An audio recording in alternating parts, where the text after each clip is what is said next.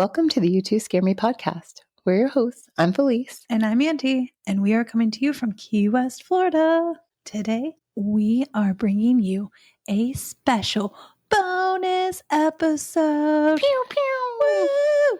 You may have seen on our social media that a few weeks ago we had the opportunity to meet and spend time with a well-known personality in the paranormal world, Aaron Sagers, host of Travel Channel's Paranormal Caught on Camera, Netflix's 28 Days Haunted, and the Talking Strange podcast.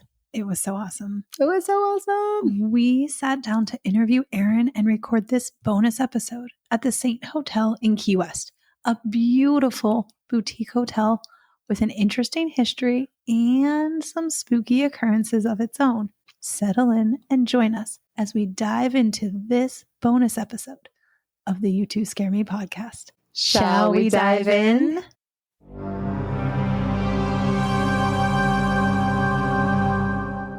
Welcome to the You Two Scare Me podcast. I'm Felice. And I'm Andy. And we are coming to you from the Saint Hotel. And we have a very special guest with us today. Hi, Aaron. Hi. This is Aaron Sagers. For those of you who don't know, he is the host of a very popular show on the Travel Channel called Paranormal Caught on Camera. Hi, Aaron. Thanks for being here. Hi. Thank you for having me. And I guess I'm a host. There's a lot of us on the show, but yeah. And then also I do a show on Netflix called 28 Days Haunted. And then the Talking Strange podcast. Yeah. So we had a very interesting way that we met. So our friend Amy works at the Hemingway House. She's a tour guide there. And Aaron came on the tour. And can you tell us a little bit about kind of what happened? Oh, yeah. Yeah. It's, I've been through Key West many times. I love Key West. I'm originally from Orlando, Florida, and I live in New York City and split time between New York and Orlando. But I'm down here a fair bit. And even though I've been on a tour at the Hemingway House a handful of times, decided to go through again. And because I love it. I love the space. Amy, who was the tour guide, I am just like a nerd, always trying to get spooky stories out of people. And she did such a lovely job with the tour that I'm like, hey, so I know this is not a ghost tour and let's kind of like keep it on the down low, but real deal. Like what's the skinny? What have you heard? Because I've heard a lot of stories out of the Hemingway House. I know they don't like to promote it, but I have heard a lot of stories about potential ghosty stuff in there. So I just wanted to get Amy's take on it. And by talking to Amy, she's like, well, there's this podcast in town. And then here we go. We got connected with you. And then we met up, had a chat, and here we are. It has been really awesome. Yes. So you said that you spent a lot of time here. Can you tell us about some of the other things you've been doing when you're down here besides the typical Key West activities? Well, I mean, I like the typical Key West activities too. Don't get me wrong. But, well, I would say one of my most peaceful things to do is I do love kayaking. So I like to drop in more up in like Geiger Key area and just spend several hours out there kayaking. I do love it. But other than that, I'm always researching stories, talking to folks about what spooky activities they've heard of. I always like looking into history. And then this time while I've been down here, I've been just working on a book project, in addition to, working in the morning and then go enjoying myself a little bit in the afternoon and the evenings. But, yeah. And then I have a bunch of friends in town too. So I like to meet up with folks in town. Very cool. And I've yet to do this time. I've done paranormal investigations throughout Key West. This time I've yet to do that. So. Oh, there's still time. Still time. I know. Yeah. I know. So you asked us Yes. about our spooky origin story. What is yours? I'll tell you that it's funny because there's a couple different answers that I give, and it's not like false answers. It's just sort of whatever comes to mind at times. But growing up in Orlando, I still am a big pop culture nerd. So I would read comic books, watch sci-fi movies. I've heard that. I know you're a Star Wars nerd. I hear you're a Star Wars nerd. Oh, I've heard that. And so it'd be Star Wars, but it'd also be horror movies. It'd be Twilight Zone. It would be reading like the Time Life Mysteries of the Unexplained books. And so all that stuff was like seeped into me. And also I was reading ghost stories, Hans Holzer, all of that. But there was weird stuff going on in my childhood home. And what was funny was I'm the youngest of 5 kids. I was raised Catholic, and there's this weird stuff happening, but some of the stories weren't really shared until later in life as we were all grown up and then started talking about the weird stuff that was crossing over, and, you know, hearing scratches in the walls, weird smells that did not have any source, a lot of like feelings of unease. I saw like a strange, funky, shadowy figure in the threshold of my childhood bedroom. And I shared that with one of my brothers, and I was on the bottom bunk and woke up and saw something. I was just like frozen in fear. And then later on, when I was probably a preteen, was home alone. I was big enough to, you know, like, oh, I'm the big boy, right? I could stay home alone while mom and dad is out. And I think all of my siblings had moved out of the house at that point. Hearing something come in from seemed like the garage door that was then connected to like the kitchen and then the dining room and all of that. And in the front room where I was up late watching TV, hearing shuffling around in the kitchen and moving of glasses and all this strange stuff. And being on the couch watching TV, but then suddenly frozen in fear and then not moving until the door starts unlocking in the front door and my parents come back home, just being terrified. So there's stuff like that. And I still don't even truly have an origin understanding of what all that was. But I think that kind of sit with me a lot. That made a mark. And then professionally, I've became a journalist. I went and worked in newspapers and magazines. And then at the beginning of paranormal TV shows like Ghost Hunters and the Paranormal State and Ghost Adventures. And then also at the same time, at the rise of social media, I started writing about that stuff and commenting on that stuff. And that got me some attention. And then that led to me launching what was called a paranormal pop culture website, and then commenting on sort of entertainment of the unexplained. And then that led to the TV stuff. So yeah, it's just like everything kind of builds over time, you know, and then it's really only as I've gotten older and look back, I'm like, oh, okay, that was the building block for that. And then that set up this, and then that led to that. And then things start making more sense in retrospect, I guess. Yeah. Yeah.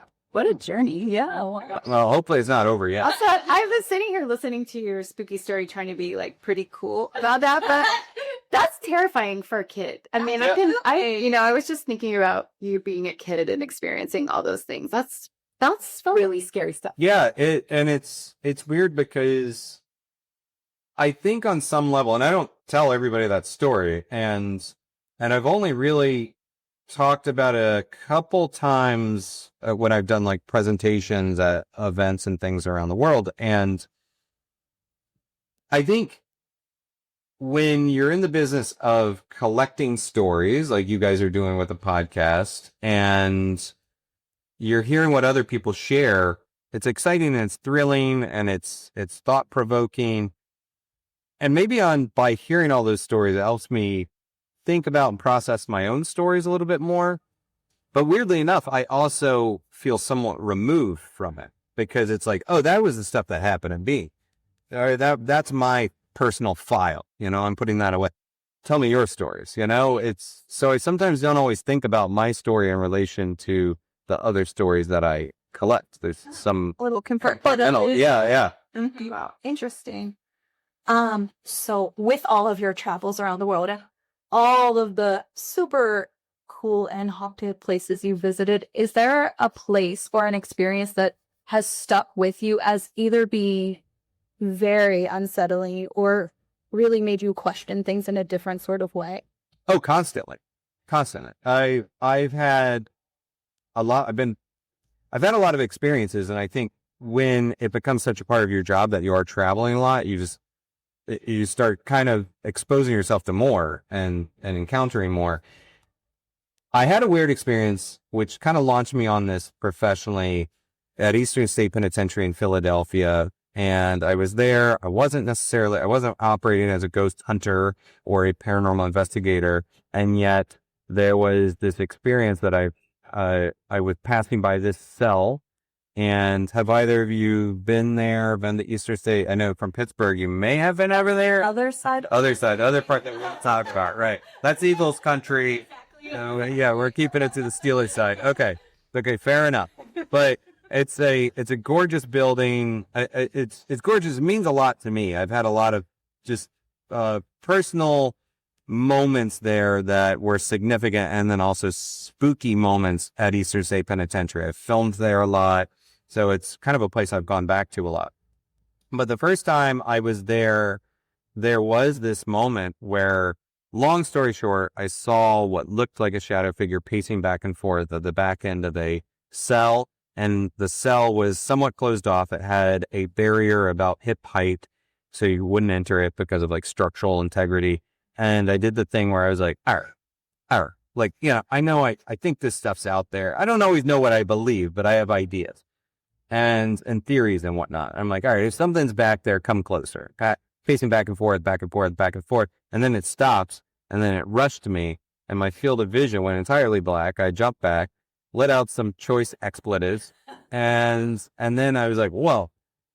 And then I looked, and I saw this thing pacing back and forth again. And I'm trying to explain this, and I understand this, debunk it, couldn't do it. And then later on, there was a group that went through, and this was like a ghosty group, a paranormal investigative group. And this is before I was really doing this professionally. And the gentleman that was leading the group was like, a lot of people misidentify this idea of shadow figures. And I'm like, oh, he's about to debunk this. My experience. And nobody knew what my experience was. And he's like, but in this case, it does look like, as you're looking back there, it does seem to be some sort of light anomaly or shadow, something weird going on there. So that was weird. I felt like that had kind of like validated it somewhat for me. But then I would go back there for other events, and people, without knowing where my experience took place and without ever even heard my experience in some cases, I could send through this area and they would have something similar take place. And that was kind of cool. But there's been a lot of locations where I feel like, since there's not a rule book that we have, since you may be an expert about researching a thing, maybe it's, voodoo, haunted dolls, or, you can be an expert on that research topic, but you're not an expert on the phenomena because nobody knows what exactly it is and what's going on. So I always try to keep an open mind and always allow for that new thing to take place, and then wonder, well, like, there was, you want another story? Absolutely. Yeah. We love spooky stories. I was at a location, Virginia City, Nevada. Oh, I think. And have you been there? I have. Great location. Very spooky. I'll be back there in October as part of an event. Tickets still available. Yeah. It's called ComCon, as in Comstock, the Comstock load there, ComCon, and so tickets are still available. Washoe Club is one of the best locations out there. But I was there not at the Washoe Club. I was there at a different location, and I don't know if I'm going to say the name of the location, but it was not well known to be haunted. In fact, it was not really connected to hauntings whatsoever. And it was an old building, at one point had been a fraternal organization, and then taken over by, I believe, a Chinese restaurant, and then that was gone, and then a new owner bought it out and plans to turn it into an event venue. But at the time I was there the first time, nothing had really happened. Some renovation had taken place. The bar downstairs had a new chandelier put in, but it wasn't known to be haunted. But there was an experience there that I was there with other people. I walk into this room just kind of thinking I'm going to be doing sort of ambassador work, shaking hands, saying hi, like, hey, how's everybody having fun? But I sit down for a while, and I do have this experience where I start seeing sort of these shadow movements in this building. It's quite dark. Couldn't explain it. And I am sitting about an arm's length away from a woman I've known for a long time, a friend, a professional. Her name's Mally Fox. She's out there. She's done other shows. She's been on a show called Darkness Radio. And we both have this experience where I'm looking and I see what looks like a form on the ground, hunched over, crawling towards us with its face upturned. And it was somewhat shadowy, but I could make some definition out of it. And to me, it reminded me of the character Gollum from Lord of the Rings. It's this creepy little critter, goblin-like, crawling, skittering across the floor. And at the precise same moment, I jump up and I'm like, probably choice expletives again, but I'm like, holy, there's something crawling towards us. But as I'm trying to say this, there's something crawling towards us. Mally jumps up at the exact same moment, and we're finishing one another's sentence. We're seeing the exact same thing at the exact same time. I wasn't influencing her, or she wasn't influencing me. It wasn't like creating some sort of echo chamber. It was this thing that we both experienced at the same time. And then it dissipated. I don't know. And there was other things that happened that night, and I've been back to that location. I've had other weird, different things happen there. But it was this freaky, unsettling moment, but also exhilarating, but also a reminder of like, you don't really know what's going on out there. Wow. And I also wouldn't say like, oh, it was evil. It was, people throw around this idea of demonic. I don't think that's the case most of the time. I think that just is like this sexy thing that people throw around, but like it's good for views, but I don't know what it was. It was something strange. I couldn't explain it. I couldn't debunk it. That was experienced at the exact same time as someone else. And it just made me think like, it's a bigger universe out there and it's a weird universe, and also happening at a place that did not have this track record. Mm-hmm. We were just looking for a place to send a group of people that night as part of an event. It was not like the famous location like the Wash Up Club. Yeah. And is ComCon going to go to that spot? It is likely. Yeah. I know for this new ComCon event in October, we are getting into Piper's Opera House there in Virginia City, and that's a good get because people rarely get into that location. Very cool. Yeah. Wow. That was really awesome. Check your calendar. Yeah, I will. Yeah. So paranormal investigation is getting big now, right? It's like really kind of hot and popular. What's your philosophy on if you're willing to do a paranormal investigation? How do you enter that space? Well, yeah, so paranormal investigations, it's been around, the idea, the word paranormal was coined right around 1920, and the idea of sort of post-spiritualism, spiritualism emerging around the Civil War era, and then having another big bump around like World War I, that kind of set the tone for what a lot of the concepts we apply in the paranormal. And that continues even to today. Like a lot of the formulas that you see on some paranormal shows, investigative shows, they're hearkening back to those early psychical societies and researchers and everything. But yeah, it continues to be popular in the social media age, on TikTok, on YouTube, and everything. My approach is, first off, clearly, I'm not a guy that's showing up dressing all in black and acting like some alpha male ghost bro, trying to, and I'm not casting aspersions at anyone, but like, I'm a guy that shows up wearing colorful tiki aloha shirts and being chill. And my approach is, first off, go in a location with empathy and respect. Because if you think, whatever you think a ghost is, I don't know precisely what a ghost is, but if you think it is a version of some sort of human that's walked this earth or is popping back in or whatever, even if it's not there, be respectful, because in theory, you're talking to another person, right? And but I'm also the person that says please and thank you to my Alexa device, because I'm also like, once you start opening yourself up to being a jerk and rude and whatnot, it gets easier to do, you know? So approach with empathy and respect. But also, if you're a ghost and you're hanging out in an old hospital or jail or whatever, and you're used to a bunch of yahoos coming in every Friday night on a paranormal investigation, they're all asking, a lot of people are asking the same questions. They're showing up with a lot of equipment. And what are they not doing? They're not actually trying to engage in a conversation. It's not everybody, but there's a lot of people that kind of approach it that way. And then they go right away into like macabre and dark, like, how did you die? Are you in pain? Do you hate us? You know, like, and I'm like, do you hate here? And I'm like, what the F, man? Like, no, who wants to talk to you? Like, instead, be like, hey, okay, how was the food here? Ask, small talk. If you're seeing someone at a bar or a party or whatever, open with small talk and have a chat. You don't know them. They don't know you. Don't jump right into the heavy stuff. Yeah.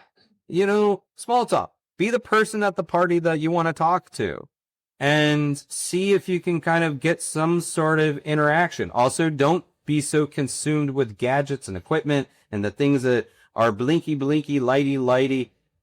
Instead, rely on your senses. Let yourself get immersed in the location. Let your eyes adjust to the dark. Listen to the space. What are the explainable sounds? The trains, the birds that are flying around, maybe the bats in the area. Just let your body kind of become like Daredevil, the Marvel Comics character, like attune yourself to the space.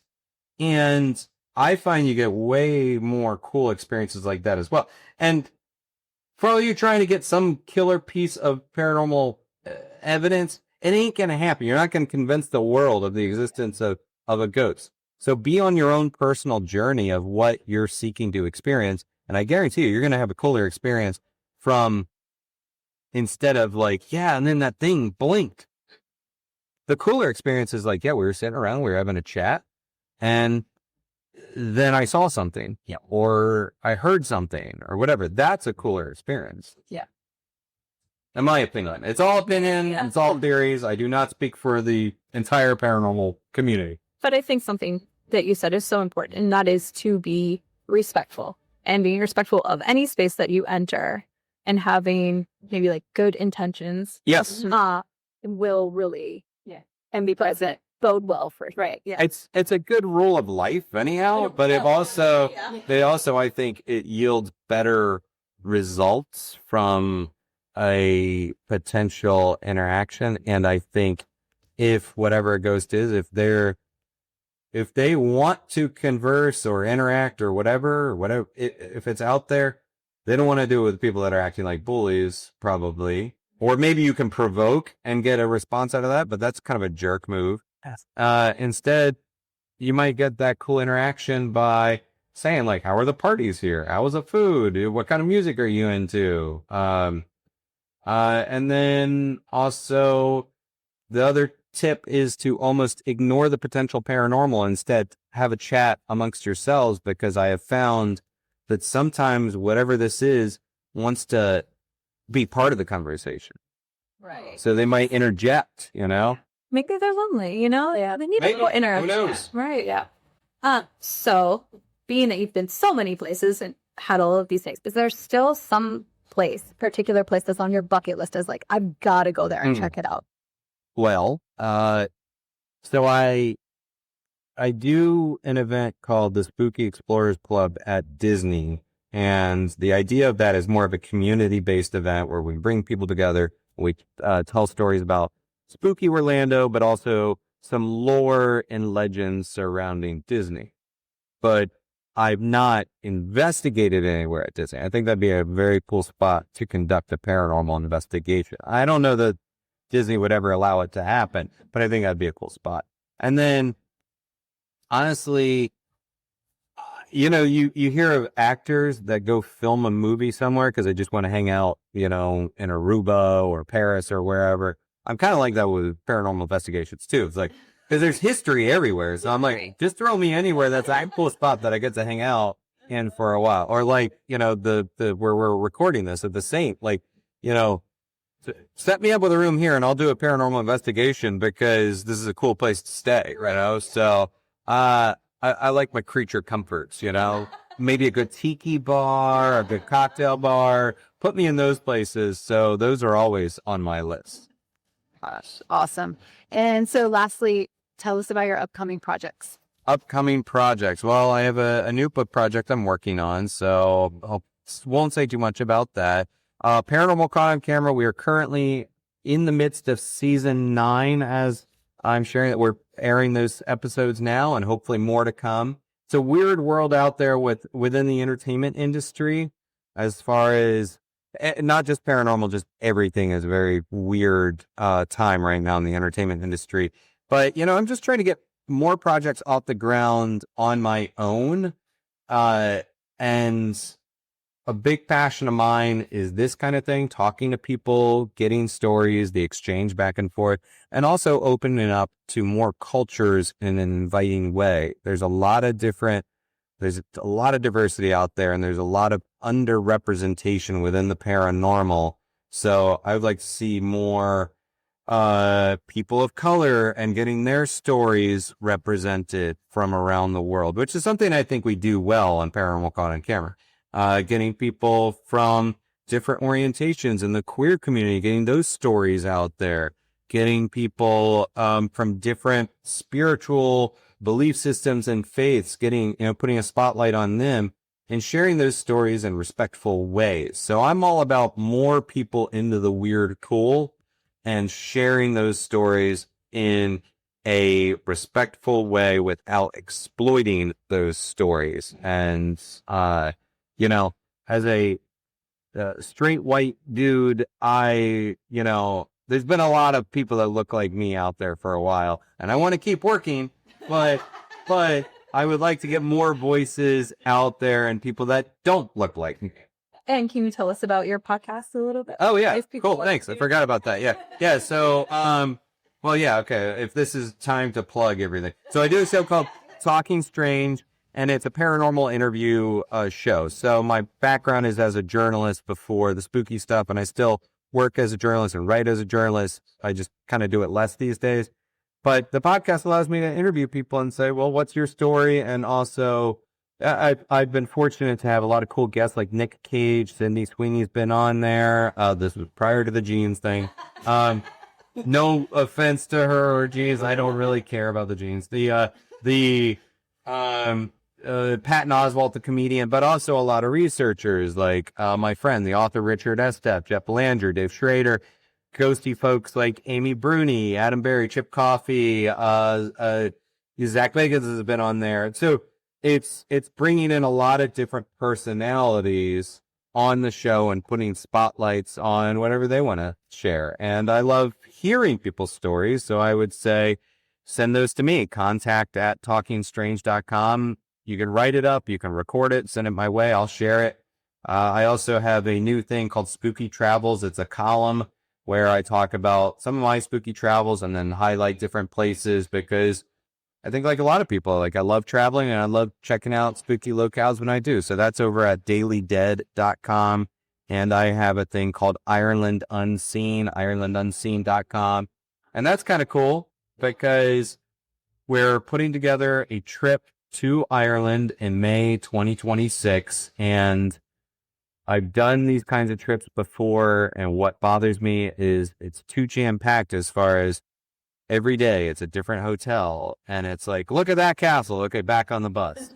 Or it's so crowded and it's early mornings and it feels like you don't really get to experience the culture of a place or talk to people. So the goal with this is capping it at 20 people. And we're going to be spending, 2 or 3 nights in one hotel and then 2 nights here. And so, spreading it out. And then also having time that, yes, okay, there's Let Castle and there's maybe the Hellfire Club, but also let's go to Sligo and learn about the folklore and the culture of that formed Bram Stoker, or Dracula, or make certain that we have time built in to go hang out with the people and hear their stories instead of, it's a difference between being a tourist and a traveler. Be a traveler, go have an experience, meet people, learn the culture, bring something with you, but also take away, those stories. That's the intangible joy of travel. And that's really important to me. So slow travel, small groups, not just cramming it all in to take pictures that you're never going to look at again, but instead really having something that's going to be enriching to you and hopefully putting something back into those communities. So that's something I'm really proud of. It's called IrelandUnseen.com. And then, depending on when this goes up, I'm always around. People should reach out and say hi.